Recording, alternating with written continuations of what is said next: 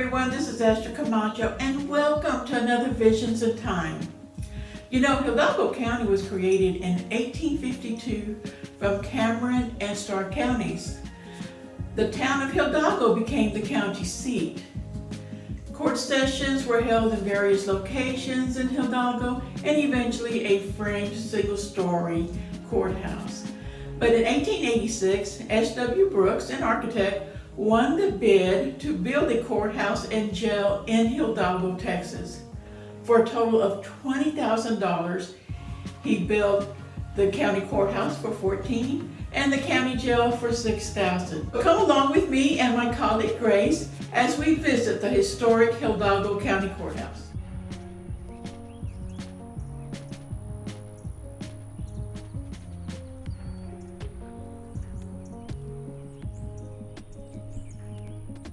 As you can see, I am in Hidalgo, Texas.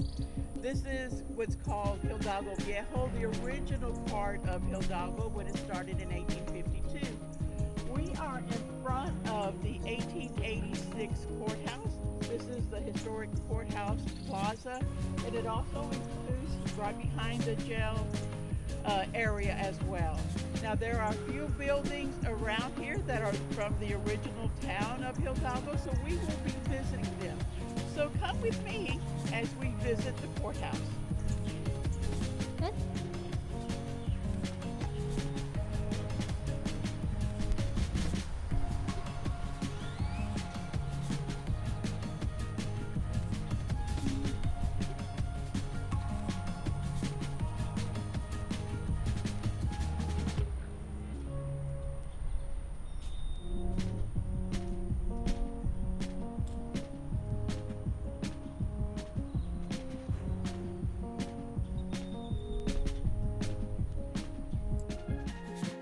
Okay, everyone, we are actually going to be inside the courthouse. Now, I can only share the photos that I had taken a couple of years ago. It is not officially open to the public, but I did have an opportunity to go in. So I'm going to share these with you today. Now, once you walk in, on the left side, you'll be facing the front doors. And you'll notice on the right, there is an office there. And on the left side is actually the staircase that leads upstairs. Now the picture on the right, actually I just turned around and I took the picture. That faces the back part of the courthouse, that faces the jail. And you'll notice that there are offices on the left and the right. And it is actually very pretty. You've got the little archway, and the glass on top of the doors brings in a lot of light. Now this was done, I can't remember if it was done earlier during the day or later in the day, but if you go within a certain time, it just streams in a lot of light. Makes it very bright inside. Now on the one on the right, on one of those offices is where the vault is. And once they were doing the renovation and they came here to the vault, they had noticed this when they were redoing some of the bricks, this piece of burnt timber. Now this tells us that in fact the courthouse, the second story, was burned down. And this is what's left of it. And they did decide to keep it there as a reminder that at one time there was a fire here. Now, this fire happened in January of 1920. And it says here the old courtroom, which is on the second floor at Hidalgo, was burned down. Apparently it happened at 2 o'clock Sunday morning, and they lost some custom records and immigration records were all lost that were up there. And after a while, the bank owned this, and it became just a single story remnant. The bank had it for a number of years, and this is what it looked like. They did just add a roof to it. So it was a business for a very, very long time until the city was able to get it and get it renovated and make it a historical courthouse again, and that was the generosity of the bank. And once you go in, like I said, at the very front, at the front door, there is the staircase. Now they rebuilt the staircase, but let me tell you, when I went there before they put the staircase in, they were wondering they don't have the blueprints for this courthouse. So they were trying to figure out how was the staircase put in, how was it designed? Was it just go straight up or what? Well, on the wall on the left side, they actually found the pencil mark that went all the way up to show how the stair inclined all the way up. And so they were able to figure out exactly how it was put in. Of course, it is ADA compliant because they do have the railing for hand holding there on the sides. That's because of modern day laws. And on the very top, I'm about to walk into the courthouse, and they have the double doors there. This is what they pretty much think it does look like. So once you leave the staircase, you go in. There is an office on the side as well. So when you open the door to go in, you just see this huge room. And it has all the windows all the way around, brings in a lot of light. It's very, very bright. And the chimneys did at one time work, and they needed it back then, of course, to bring in heat.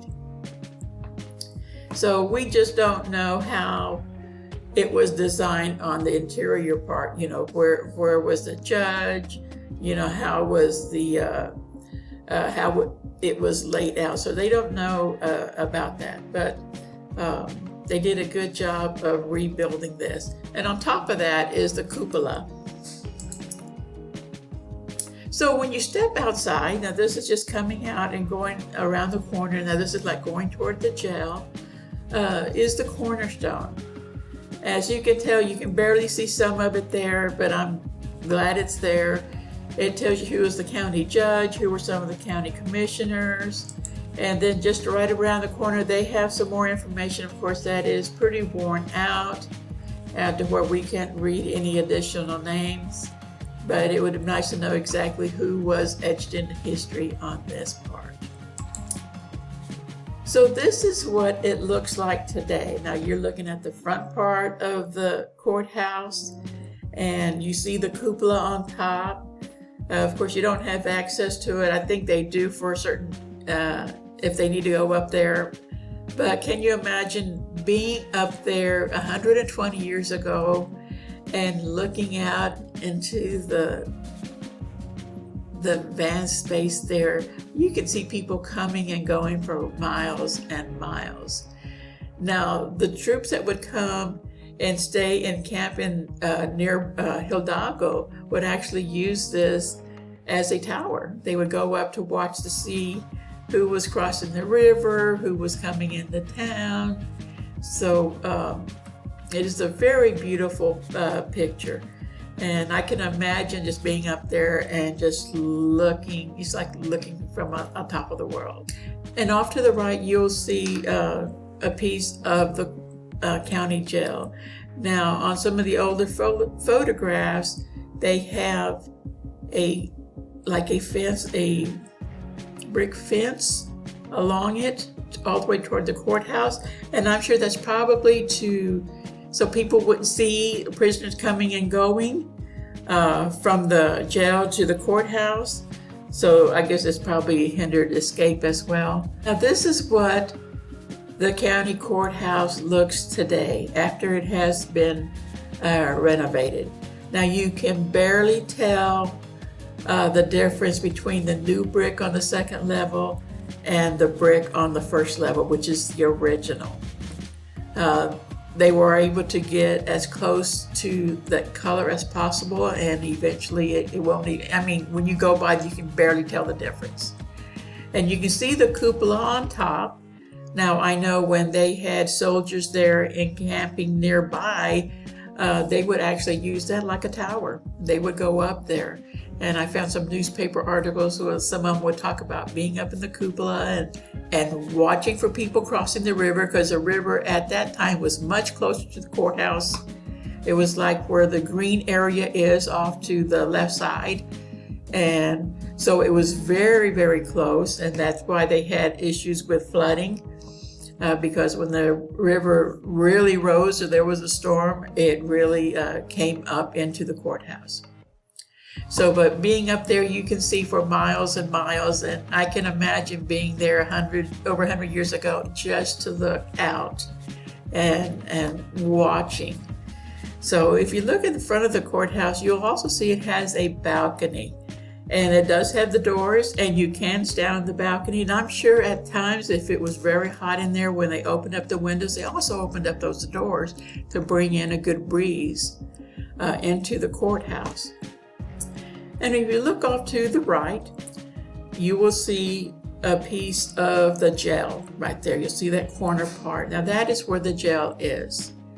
And so we're going to stop by the jail very quickly just so you can see the front of it. So see you there. Okay, go. Now that we just left the courthouse, we just walked a couple of steps because behind it is the county jail. It's actually a very small building. It housed about 20 to 25 prisoners comfortably. And this is where the Hidalgo Advance newspaper started. And it only lasted a couple of years, but it was all done here at the county jail. Okay, just across the street from the county courthouse, we are at the general store post office that was built in 1889. It was run by William J. Odell and his wife Josephina, and this is what is left of it today. It was here in service until about 1913, but they were both the postmasters of this store. After the courthouse and county seat was moved to Chapin in 1908, the abandoned building was used for various purposes.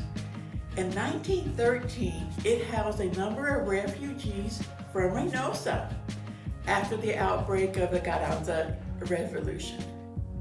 It also housed the United States Customs and Immigration records up until the 1920 fire.